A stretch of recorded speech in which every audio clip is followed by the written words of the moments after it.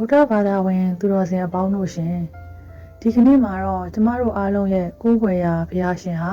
လောကထဲကိုလူသားတဦးအနေနဲ့စတင်ရောက်ရှိလာတဲ့တိတ်ကိုထူးခြားတဲ့ကစုံနာပြည့်နေ့တရက်စီကိုခေါ်ဆောင်သွားပါရစေ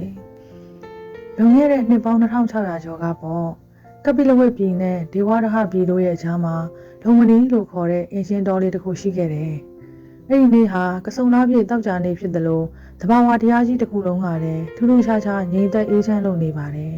။မေရောမာယာဒေဝီဟာအင်ဂျင်ခတ်လေးကိုလှမ်းကန်လိုက်တဲ့ခဏမှာပဲလောကကိုအလင်းပေးမဲ့ဖျားလောင်းမင်းသားလေးကိုဖွားမြင်တော်မူခဲ့ပါတယ်။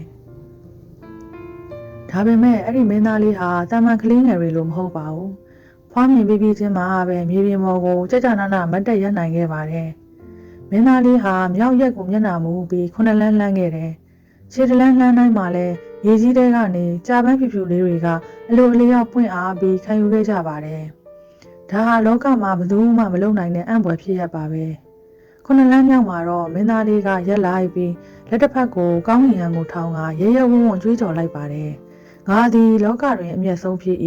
ဤဘဝသည်ငါအတွက်နောက်ဆုံးဘဝဖြစ်တော်သည်